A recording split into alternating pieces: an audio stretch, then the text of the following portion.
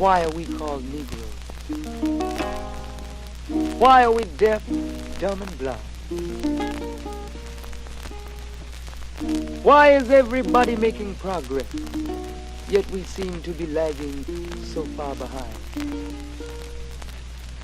Why are we mistreated?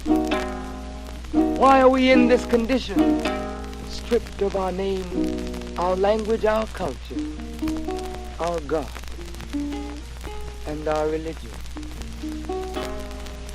Here in America, all of our religious training has been gotten by the preacher. He has told us of a heaven way up in the sky that we can't enjoy now, but rather after we die. But all of the years that we're living, for us there's nothing but hell, pain, torture, and misgiving. Welcome back, everyone, to another episode of LANCESCURV.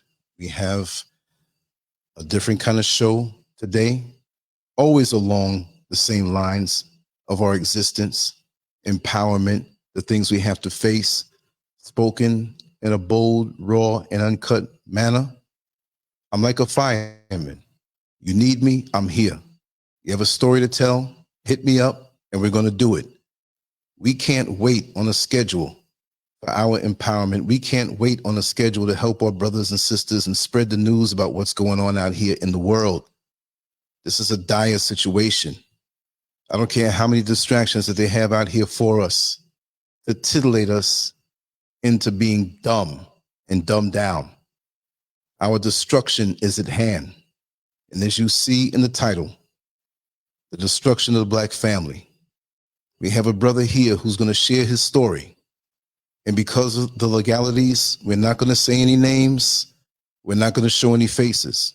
That's just the way it is, because it's hard enough to even try to win in the system. Although at the end of the day, with our resiliency, we're definitely going to win. My brother, your mic is open. I'm glad to finally have you here. We spoke before, and it is a very, very intense situation that you're going through. And I want you to take your time and start from the very beginning, because this is something that people need to hear, because it might be them next. Thank you so much for being here, brother. And welcome you. I'm here with you, but the floor is yours. Take your time. Thank you, Brother Lance. I'm honored to be on your show. I'm honored to know you as a brother. And thank you. I appreciate your taking time out of your life to help me with this situation and this struggle that all of us as Africans, as Black people, need to be aware of, because we are all affected. Yes. And it didn't start with me. This has been going on for thousands of years. Brother, let me interject and say that I'm not taking time out of my day. I'm adding on to our existence, because you are me and I am you. You see what I mean? So it's an honor to serve. There's many who join different militaries and they say, I'm serving my country, but they're not serving their people. By me doing this, it's an honor to serve, because I'm serving my people, and it's an honor to serve you. I won't interrupt anymore. I just had to say that. Thank you, Brother Lance, and duly noted, and much respect to you, brother, and your family, because where would we be without our families? Thank you, brother. So I'm going to start with my life, the beginning of my life, give you some context and background of my life. I'm an African. I was actually born in Jamaica. I'm of Maroon background. I don't know if the listeners know anything about the Maroons, but you can just do a quick search on the Maroon people of Jamaica. They're people that are very, very famous in African history, because our history is a history of revolution, of uprising, of overthrowing the oppressor, the enslaver, the colonizer, the enemy. So yes, I was born in Blue Mountains, Jamaica. Both of my parents are African people. So in the Maroon culture, we're very independent people. We're very self-loving, and we believe that we should control our destiny as African people. And so that's the culture I come from. In Jamaica, if you do the Google search, as I mentioned, you will see that the Maroon people of Jamaica defeated the most powerful European army to the Yes. point that the British, they had to call for a meeting with the Maroons and gave us autonomy on the island of Jamaica. They asked that we not come down anymore and take the slaves back up into the mountains when the British bring them over to Jamaica. And the other Wow. side of the agreement is that the British would not come up to our autonomous sovereign land in Blue Mountains of Jamaica. That was the arrangement. There's actually a treaty that was signed between the two opposing armies. So that's where I was born. That's my background in Jamaica. However, my father was a freedom fighter in many senses, in that when Hitler arose in Europe and the Second World War took place, there was a call from the Allies to black men throughout the Caribbean and the Americas and all over the world. And my father answered that call to fight for freedom for African people, him and many other Africans from the island of Jamaica. So my father, he went to North Africa to free Africans in Africa from the boot heel of the Nazis and the Romans, who we now know and call the Italians under Benito Mussolini. So he fought across North Africa under the British commander Montgomery. He fought all the way across Africa to Egypt, fighting the Italians and the Germans. Then they drove the Axis, as they're called, the Germans and the Italians, back east to Libya and Tunisia and these places, Benghazi, these places. And then when they had defeated the Germans and the Italians, the Allies, again, my father was still under the command of the British. They pursued the Germans and the Italians to Sicily. They defeated them in Sicily. They fought them all the way up the boot, as it's called, Monte Cassino, very famous battle, up into Austria. And my father finished in 1945, freeing the Jews from the concentration camps in Germany. And because of the horror, the trauma, as it would be diagnosed today as PTSD, my father returned to Jamaica, a decorated soldier from the Second World War, and to the point he was so honored for his accomplishments in the war, in bringing freedom to the world from Nazism and the other allies of the Nazis, that he was awarded land. He was given land now, and he met my mother, and they began to farm, and I was born on that farm. But as I say, my father had gone through severe trauma freeing the world from Nazism. And so my mother ended up going to her mother, who had left Jamaica because Jamaica was under the British, and my grandmother had gone to England. So my mother went to see her mother, which is my grandmother, when I was born. So I was just born at that time, and we went to England. So I grew up in England. And at a certain point, my mother decided she wanted to come to Canada because she had met a Jamaican that was living in Canada, and he had Canadian citizenship, excuse me, and she brought me with my sister to Canada. That's how I ended up in Canada. So I never left Jamaica of my own will. It's because my mother was taking me as a newborn, as a young child around.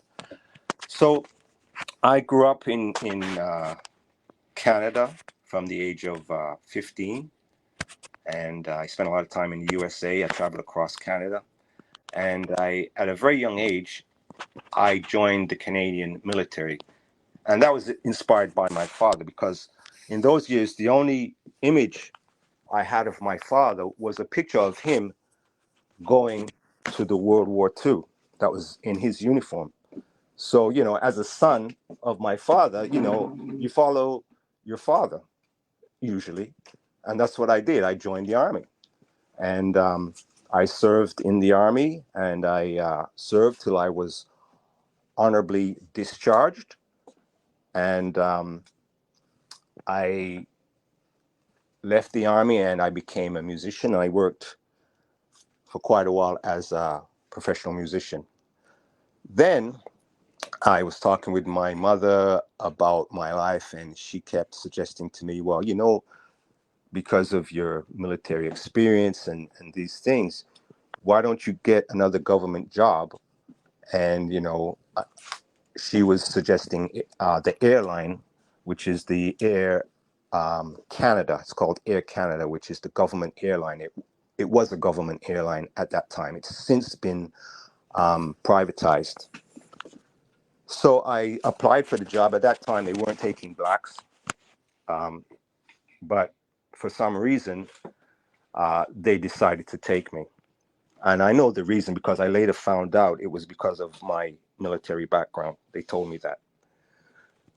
So I got that government job with Air Canada, and I began to travel. So the first place, as soon as I got my travel privileges, because I was searching to know more about my ancestry as an African.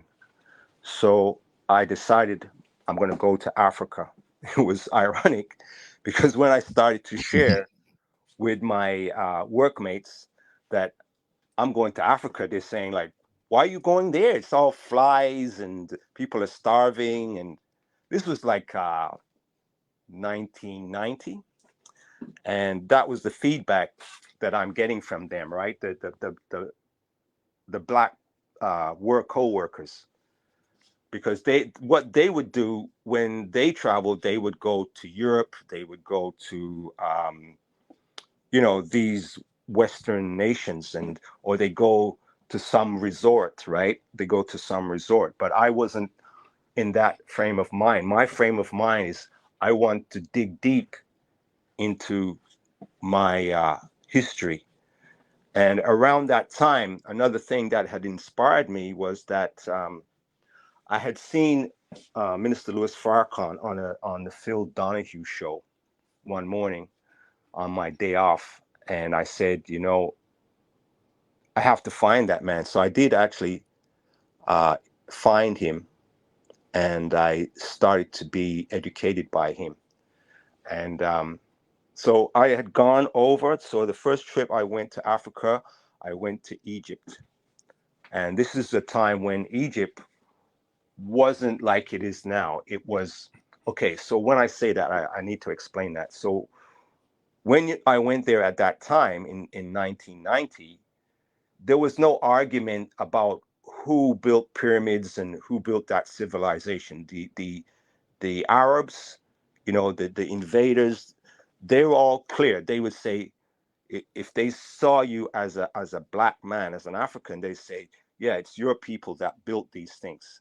And a lot of the guides that would take you around were Nubians, people from the south.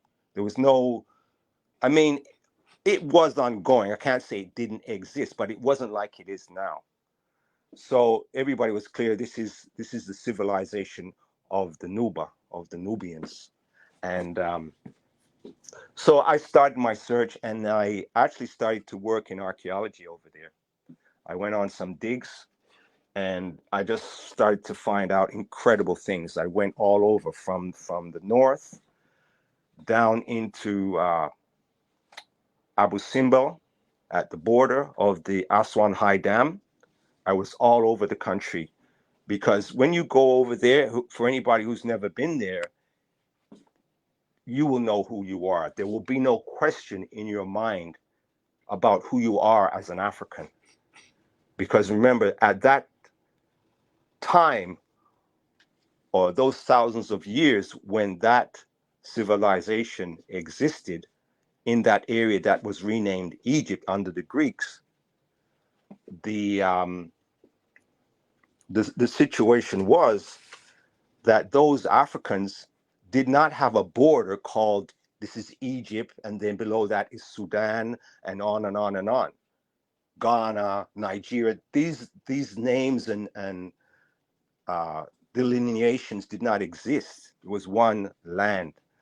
And so it was crystal clear to me at that time what they had hidden from us, and the lies that they had told us, because I have an inquiring mind. I have a historian's mind. I have a researcher's mind. I was taught this in school growing up in Europe. They push these things.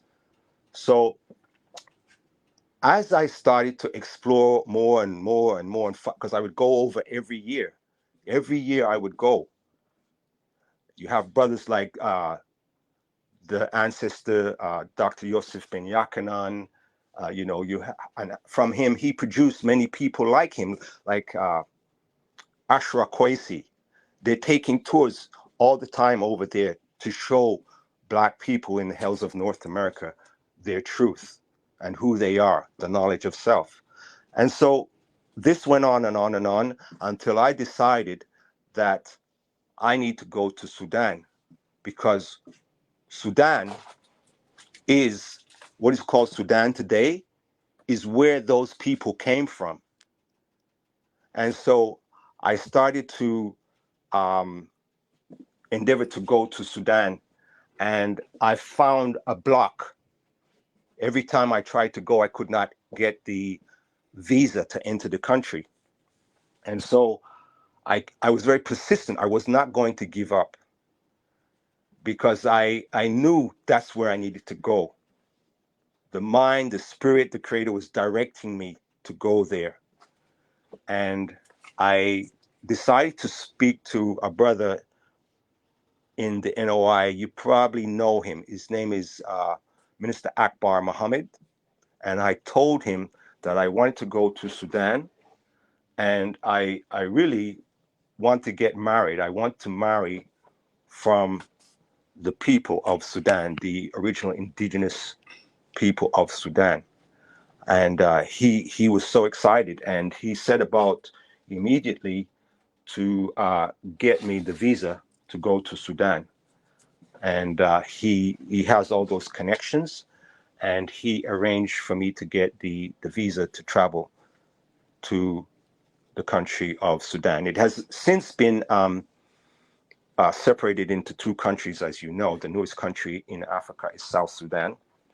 And so I arrived in Sudan, and I'm just going to add something that will make it a bit more clearer why I was so intent to go to Sudan, because I had met people from the fighting in Sudan, the North against the South, here in Canada and in the US. And I made some very great connections. And when I'd been going to Egypt, I connected to a family that is of the family of King Tutu, Queen Tia, this family's bloodline. And so I was intent on meeting these people in Sudan, because I had met my future wife's oldest sister, and I found out who they are. Like how it works there, the invaders, they track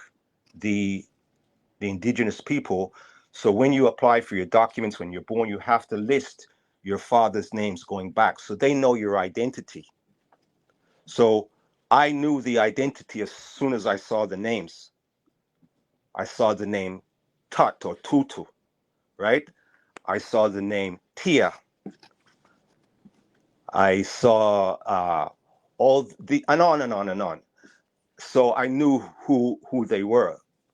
So I had asked the oldest sister in Egypt if there was a possibility of me going to Sudan and finding a wife, and they were very excited because they had just arrived in Egypt from the fighting, and they said we have lots of women because there's a war going on all these years, so there's like this huge mass of women without husbands because their men have been killed, and so they said yes, but they you have to go to Sudan.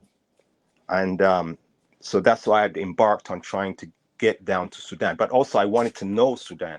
I wanted to know the country. I wanted to know the history there. And so I arrived in Sudan, as I had acquired the visa, as I told you. And I immediately proceeded to go to my future wife's family's compound. In Africa, people live in compounds. So I arrived in Khartoum at the airport. I called to their house. They live outside in the country, and I told them I was there.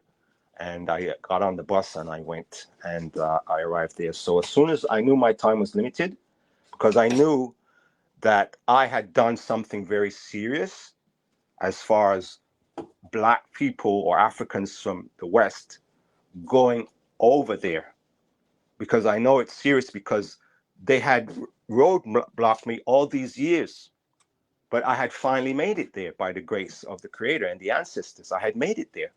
So I knew that they would come after me, because at that time, again, Sudan was not like it is now. It's not westernized the way it is now. They hadn't destroyed the country the way they have now. And so it was a very big anomaly for a Black person like myself from here, the West, to go over there. And so I told them, I want to get married right away when I arrived at the compound, because I'd called my future wife and we had been speaking over the phone for a period of time. And during that time, I'd asked her if she would marry me, and she agreed to marry me over the phone. So when I arrived down there, I immediately proceeded to ask her to marry again in front of her family, and she agreed. And so we began the wedding proceedings, because I knew that they were coming after me. So we had a huge wedding, hundreds of people. They said they would have like triple the amount if we had more time to call the family and friends from all over the country, but we didn't have that kind of time. I knew that. So we married, and right after the wedding, like the following morning, I left to come back to my job. And I came back, and so after that, I immediately began to process my wife to bring her to Canada as my lawful wedded wife. And so I won't get into all the details of the process to bring her over, but she arrived in Canada. There's something I should mention, right? So in Sudan culture, or indigenous African culture, as a man, you cannot go with the woman by yourself. You have to be chaperoned. You have to be chaperoned. So when I arrived down there, I spent no time alone with my wife. I was always in the compound with her. If we went out, probably one of her brothers would go with us. And so we were always in the company of somebody, because you have to protect the woman's reputation. Her labola or dowry or whatever you want to call it, that is also tied to her being a virgin, put it straight, right? So that is very key in the culture. I mean, it's changing now because it's becoming more and more westernized. They accept the culture of the West. and they're following that. But I'm saying at that time and where I was, that's the way it was. So anyway, we began the process of bringing her here, and she arrived. Um, I had taken her to her sister as she asked me to, because I'd gone back over. And so, because the embassy for Canada is not, they don't have one in Sudan. So the closest one is in Cairo. And that's where we processed her paperwork through. And I'd stayed there for a while, hoping that she would get the finalized papers so she could come back with me. But that didn't work out.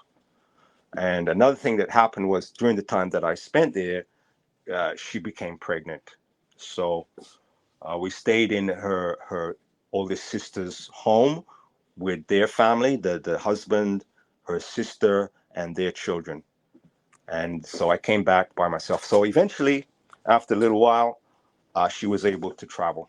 And so we lived here for almost 15 years as husband and wife. We have 5 children.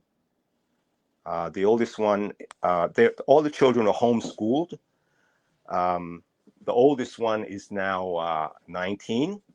She received full scholarship to the university of her choice.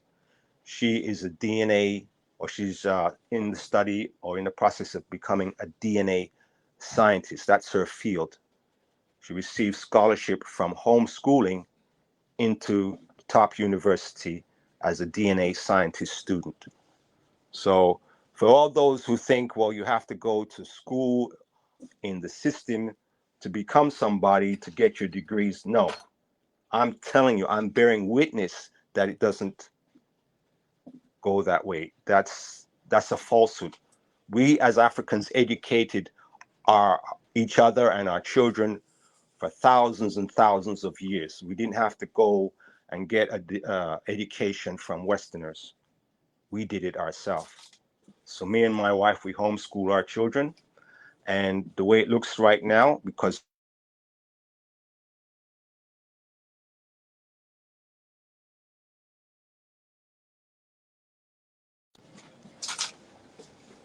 yes, so sorry about that. So I'm not going to be able to stay long. Maybe we can do a continuation of this because of the Of time course, factor. brother. So I'm going to go on a bit more. So yeah, where I was going is that I just want to put that in our people's mind, because many of us, especially on the continent, are locked into this mindset that we need to be educated by the Westerners, because they constantly degrade us, dehumanize us, denigrate us, make us think that we're worthless, that we're nothing. But we are the people who developed civilization. I'm a witness bearer of that. So I just wanted to make that very critically important point. You imagine you have a child. She has never been under any education other than her mother and father. And that child can go from birth into a full scholarship to the university of her choice and enter the field of DNA science. So I think it's pretty clear. So going forward, we lived in our farm. We did organic farming. We had livestock because that's what my wife wanted. She wanted to live how she lived back home with her family under her mother and father and her siblings. And so I had been living in the city, but when she told me that, I wanted to please her and what she wanted, and I thought it was a good idea. So we moved out in the country and we farmed. And most of our life together as husband and wife was out farming. And we were very successful. But the way the farming or agriculture works in the rural area here, and I'm sure this will resonate with people from USA, Black people from USA, is you are not allowed to do that. There's like an unwritten law, or maybe there's a written law that blacks are not allowed to do that. The only way here in Canada that you're allowed to do that is as a farm worker or a seasonal worker that they bring from the Caribbean, from South America. They bring you in to plant, And then when they finish harvesting, they throw you back to where they brought you from. And these brothers and sisters are put in slave conditions. They don't have any insurance. If something happens, that's it. They're on their own. Many of them are killed. They don't have any sort of coverage. So they're slave labor. And that's the way the system is. I know this because I would meet these brothers all the time. As I said, I worked in the airport, so I would see them flood the airport when they bring them in, and then they flood the airport when they ship them back. So one day, okay, let me just reframe that. So in 31st of March, 2018, after I had been taking my wife for upgrading, because she had said to me that she wanted to get into the medical field, because remember, we're sending our children also into the medical field. So she wanted to enter into the medical field. So I said, okay, that's great. You want to enter into the medical field. She said there's a place in the city that she wants to go there and speak to them and see how she can enter into the university in the medical field. So I took her. We went there. We saw the people at this. It's called it's a learning center place where they do upgrading, and they assessed her at a grade 8 education from Africa. My wife is very intelligent, but she doesn't know, because she's from deep Sudan, the heart of Africa. She doesn't know much about the West. So of course they're not going to approve her for entry into some college or university with whatever education credentials she brings. So they assessed her at grade 8, and they said in order for her to enter into the medical field, she would have to do upgrading. So we began the upgrading at home, and one day she said to me she needs to go to the upgrading place, the learning center, and I went there and I met a woman. So we had our 2 youngest children with us, and my wife is telling me this is her new teacher. So this new teacher turns to me and says, who's looking after these 2 children?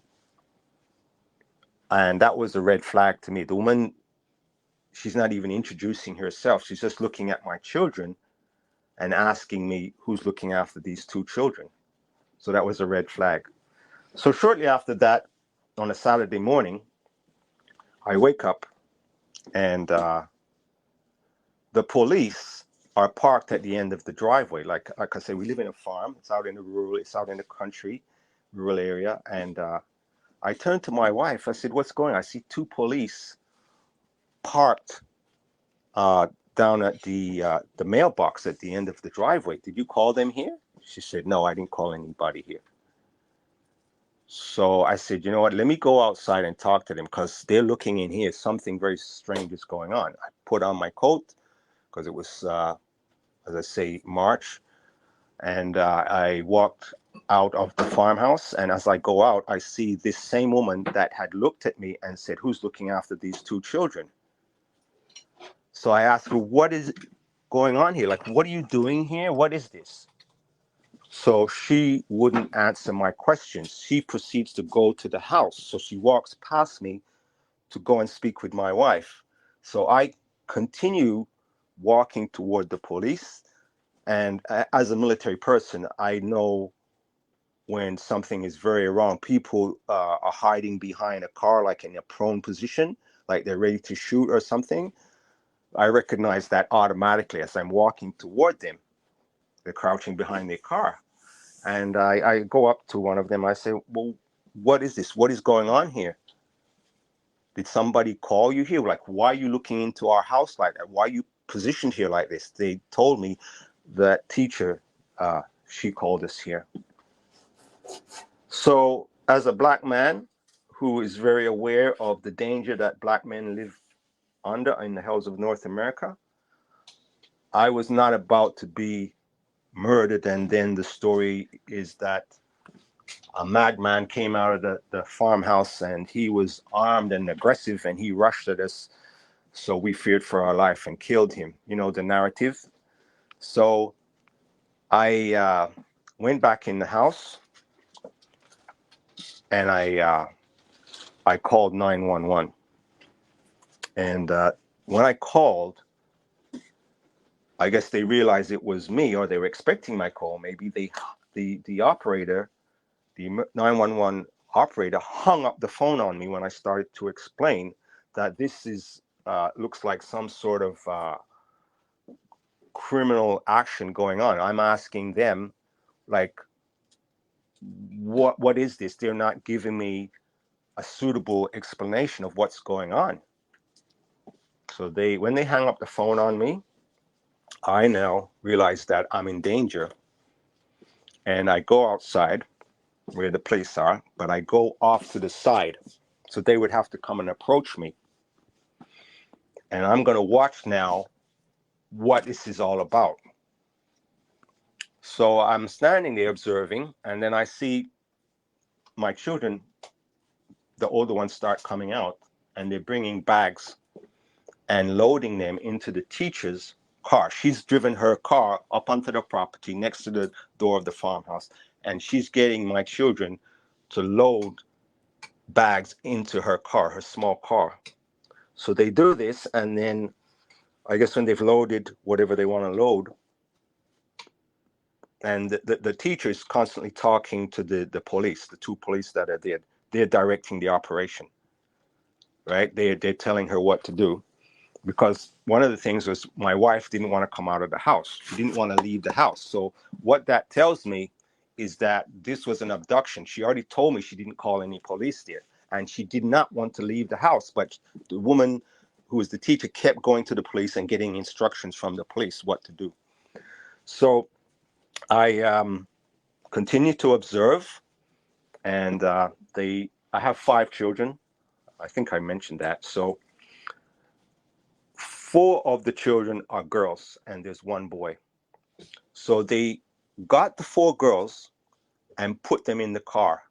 There's only seating for 5 people in that car. So you've got 4 girls. So the youngest one requires a baby seat. There's no baby seat. They didn't take the baby seat out of my vehicle.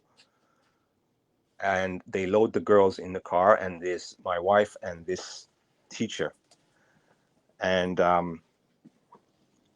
they drive off, and they stop a little way down the road, and my wife gets out and walks back to where I am, and the police officers have approached me, and my wife comes up and whispers to me that my son is still in the house. So when I hear he's in the house, I'm right away go to check what's going on with him, you know, if he's okay, is he there, what's going on. So I leave the police and my wife there, standing there, and I go in the house, and he's there. So a week after that, I'm there in the house with my son. I called, or my wife had been contacting me by the internet, and she called, and my son spoke to his sisters, and you know, they talked. And the following Saturday, I had to go on a business trip, and I didn't want to take my son with me because he was only 6 years old.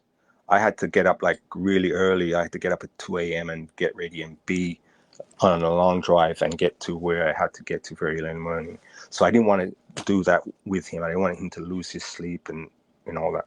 So I called my wife, or I think I texted her, emailed her or something on the internet, and said that I need her to take him.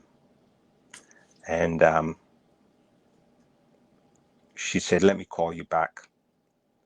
So I waited, and she called me back and said, meet her down the road at the gas station, and she would take him at that drop-off or meeting point. So I woke up my son, start getting him ready, put on his winter gear. I went out to the truck. We had a pickup truck, and I turned on the engine, turned on the heat, warm up the vehicle, and After that, I came back in, grabbed my son, and I'm holding him and go out through the door. As I go out through the door, I see police coming from every direction. They have the farmhouse surrounded. They have their utility vehicles, that they have their equipment, their explosives, their heavy weaponry, and they're in full Kevlar. They're coming from every.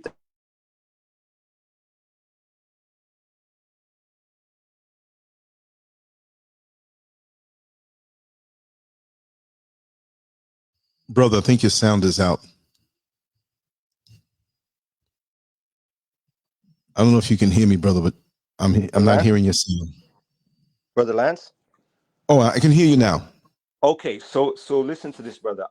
As I was explaining before, I won't be able to get into everything right now. We're going to have to do a continuation because I haven't really gotten into the real heavy stuff. I'm getting there right now. So can we continue this? Maybe whenever is appropriate for you, we can work out a time and I can continue. Sure. If I have a show with Dr. Ade tomorrow at 3:00, or actually, 3:00 East Coast time. I believe it's around that time. I know we have a couple hours between us, as I'm 5 hours away from East Coast time right now, because of daylight savings time. So we can do it tomorrow anytime that you want. I do have a few runs I have to make out early, but for me early is if I go out at 9, it's 4:00 East Coast time. So we can do it relatively early. We continue, or whatever day is good for you. But tomorrow early is good for me. That sounds good. Tomorrow will be good because now you got everybody on the edge of their seat now, and they want to hear more. So to wait a week, it wouldn't be right. Okay, brother Lance. All right, sounds like a plan to me. Definitely. Yes, So for everybody listening, we're going to do it tomorrow. I'll use the same banner and put a big 2 on it, so you know that this is part 2 of the same situation. So, brother, thank you so much for sharing. You told me the rest of the story, and if you're listening to this now and you think this is something, you ought to hear the rest of this. So do your thing, and we'll communicate tomorrow, and we'll do it impromptu like we did now. You know what I mean? You call me, I'm home. Perfect. We go live. All right. And I'm gonna have one of my witnesses, as you know her, Sister Yulisa. I want her to also testify because she has witnessed some of what I'm going to explain to you tomorrow. Yes, for sure. Yes. All right, my brother. I'm honored, and I'm very happy that I'm now able to get my story out, globally, because all Africans need to be aware of what is being done to African families. Yes. Yes. Exactly. May the Thank you so much. Continue to bless you, brother. Thank you. I appreciate it. All right. Take care. Just call me. All right, brother, for sure. All right. Okay. Peace. Peace out. Thank you.